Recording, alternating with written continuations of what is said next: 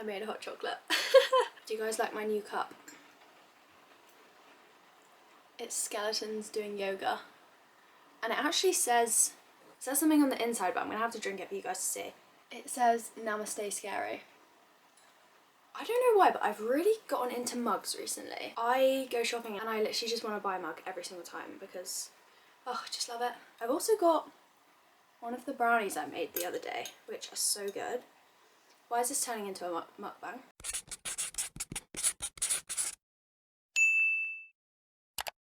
So today we're doing a little TBR picking video. I definitely wanted to do one of these videos for October because I just think it's such like a change of mood. Like September, yeah, you can get away with going into that, but it's not like fully... Oh, I think I just had chocolate on my lip the whole time.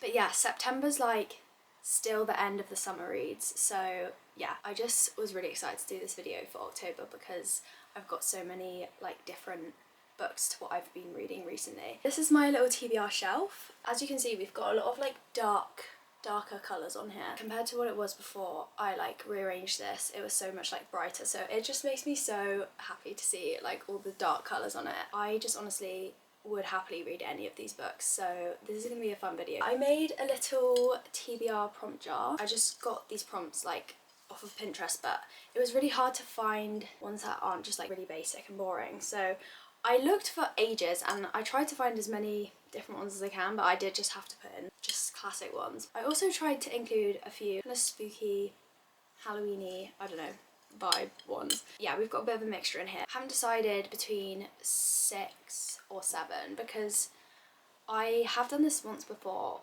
and I literally read like none. And I don't remember why that was, but I am hopefully gonna get to a lot of them this time, so I'll probably do 6. That's a good number, which I still might not even get to all of them, but at least I've got like a good variation without like overachieving, you know? Actually, wait, I'm gonna like shake it first.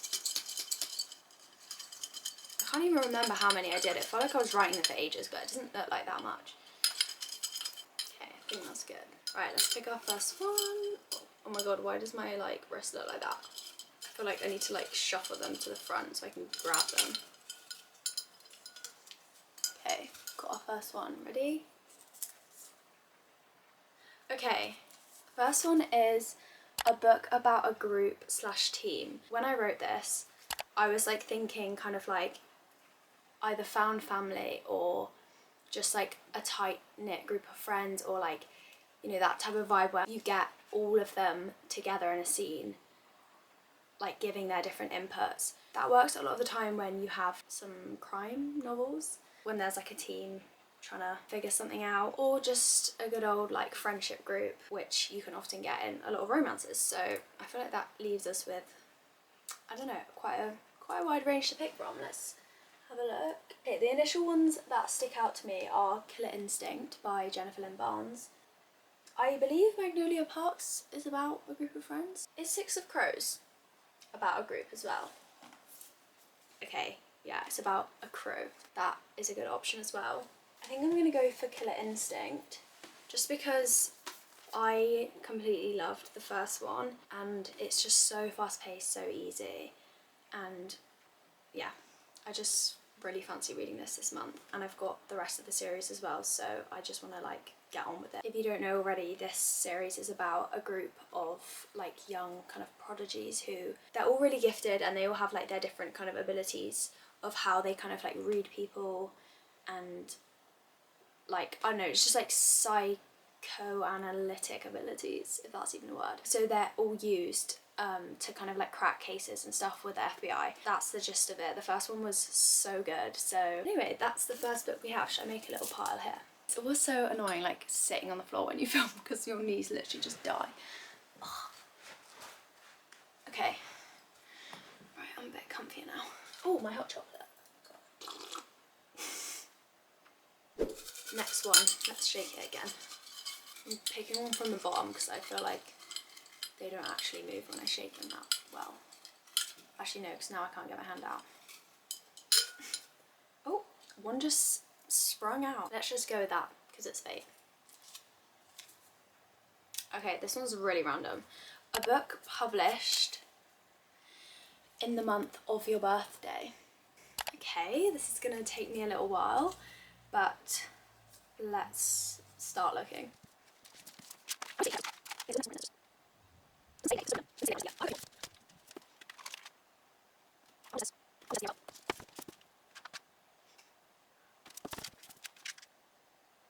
Yeah, guys, these all don't say the month, they just say the year. So I think I'm gonna skip this prompt just because I can't really be bothered to like look up every single one on my phone because that's just gonna take ages, and I just want to pick our books, so I'm just gonna skip that one, okay?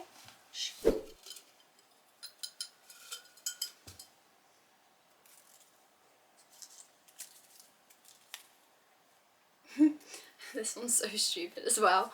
Gives you cozy vibes. Gives you cozy vibes. Okay, I like this one personally for me because I can just pick. This is gonna be based on like looks because I am someone who judges books by their covers quite a lot. And I always get like a really strong sense of like just coziness or whatever it is. Like, I don't know, like different colours and stuff on a cover just like make such a difference to the vibe of the book and then how I will kind of imagine it as I'm reading it. This is actually quite hard, you know, because like dark coloured books like this don't give me as like cozy vibes because they seem more like just like harsh and intense. I feel like, to be fair, the only one sticking out to me is the 7-Year Slip. Like in terms of just like cover and what I know about the story, this is probably the one that's given me the most cozy vibes. This one kind of does as well, On Earth We're Briefly Gorgeous, but I do know that this is like quite a sad story if I'm not wrong, so it's, I mean, sad kind of is cozy but tragedy isn't, so I don't know. I mean, I don't know if this one has tragedy in it, but I feel like this one is calling out to me a little bit more. So let's go for The 7-Year Slip by Ashley Poston. This guy just like turns up in her apartment and he's from the past 7 years ago. So yeah, it's like magical realism, but I'm guessing it's romance, but also how can they be together because he's in the past, so it's going to be a little bit sad as well, I'm guessing. I don't know, like magical realism just feels so cozy because it's like, I don't know, a bit like fairy tale-esque. So yeah, that's our second book that we've got.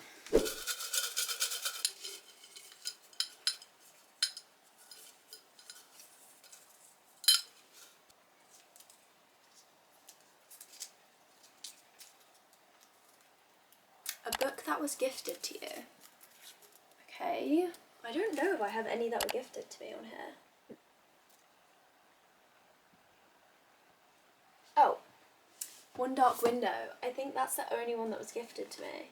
Yeah, that was the only one that was gifted to me. So I guess that's what we're going with. My mum got this for me when she went to America last year. That's why it's like so big and floppy compared to like all the other books on there. I did kind of ask her to get me this, but she still got it for me, so that counts, I think. I know it's like a gothic fantasy, so don't think I've read a gothic fantasy before, so this will be interesting to read and something a bit different. And I know it's like about witches and stuff like that, so it is Halloweeny. But let's read the blurb because I actually don't really know what this is about. Elspeth Spindle needs more than luck to stay safe in the airy mist-locked kingdom of Blunder. She needs a monster. She calls him the Nightmare, an ancient mercurial spirit tapped in her head. He protects her, he keeps her secrets, but nothing comes for free, especially magic. When Elspeth meets a mysterious highwayman on the forest road, her life takes a drastic turn. Thrust into a world of shadow and deception, she joins a dangerous quest to cure Blunder of the dark magic infecting it. Except the highwayman just so happens to be the king's own nephew, captain of the most dangerous men in Blunder and guilty of high treason. Okay, what did I just read? Because when I'm reading out loud, it doesn't go in. What? So I feel like this is mostly based around her keeping herself hidden, and then there's like a subplot of romance as well with the king's nephew. Sounds good. Sounds spooky. Also interesting. It kind of is giving me like Crimson Moth vibes, which I absolutely loved.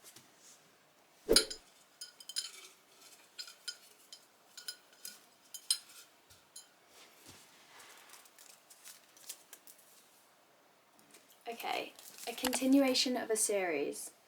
Again, a bit boring, but this is quite good for me because obviously I want to get through some series. Let's see what we've got in terms of series on here. Okay, oh okay, we've got Wild Eyes. I really want to read that, so that is a very high contender. Wild Eyes, we've got Ruthless Vows, we've got The Mistake, The Ballad of Never After,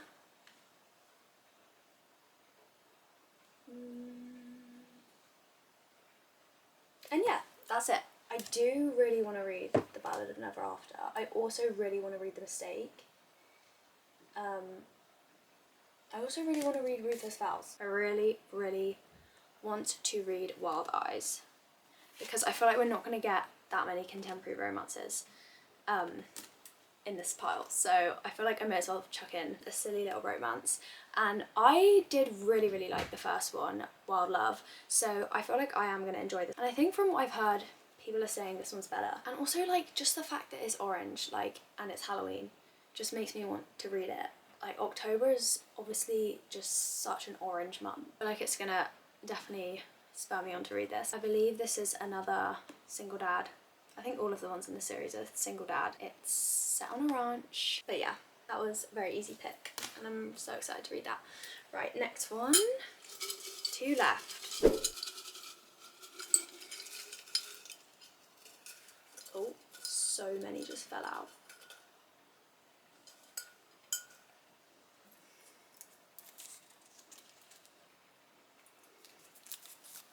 A book with someone's face on the cover.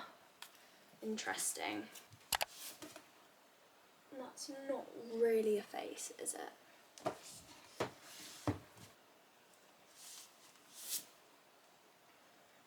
That's got faces on it, right?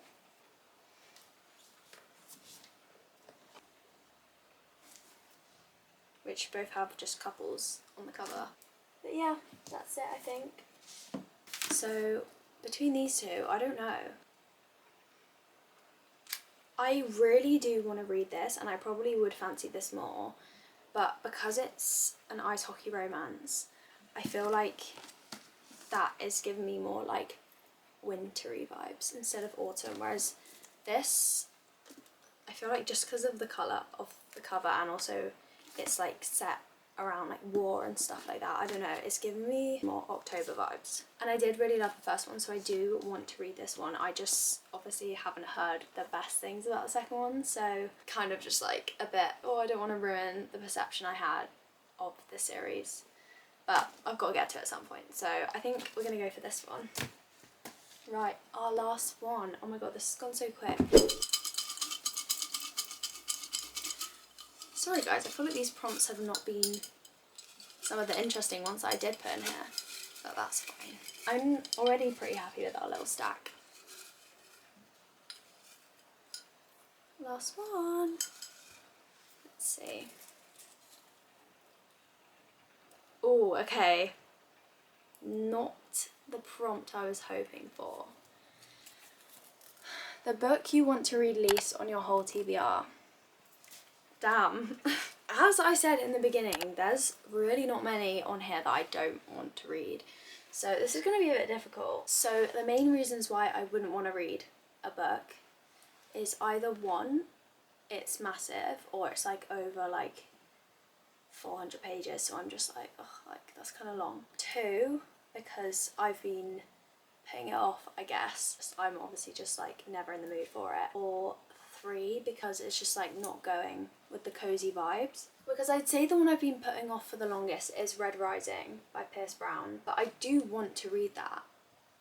It's just that I've been putting off because I know I have to have some sort of brain capacity to read it. One, in terms of like length, why I kind of don't want to read it is the reappearance of Rachel Price by Holly Jackson. And also the fact that like I haven't heard much about this, to be honest, compared to like obviously how hyped up the Good Girls Guide to Murder series is.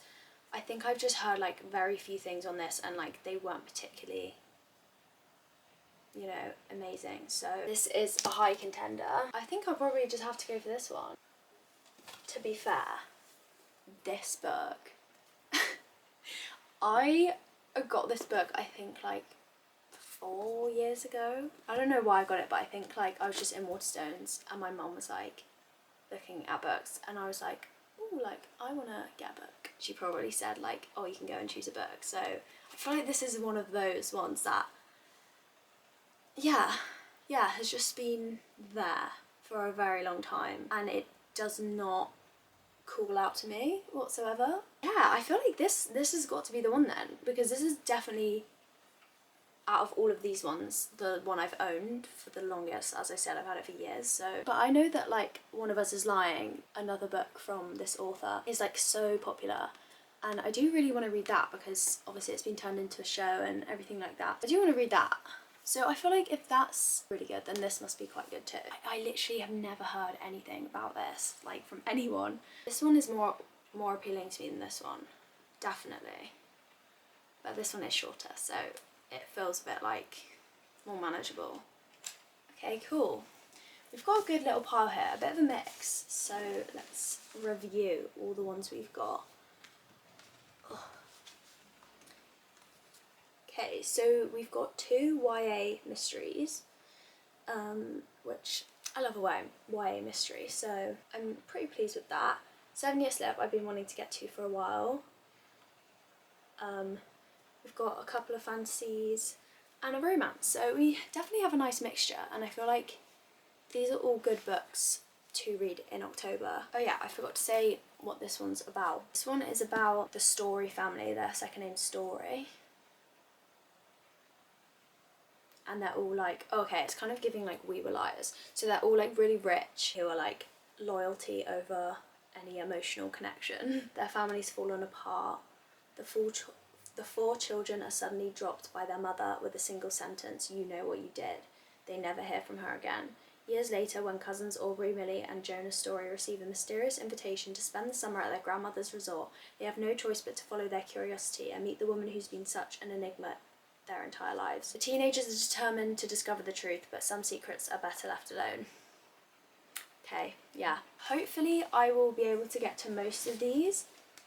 We've got a few fairly long ones, so yeah, I'm hoping to get most of these done. And I can't wait to give you my thoughts on some of these because a lot of these I have been really kind of anticipating. So yeah, let me know down in the comments what books you're planning to read for October, or if you have any kind of spooky season recommendations. Thanks so much for watching, guys. I hope you all enjoyed, and I'll see you very soon in the next one. Bye!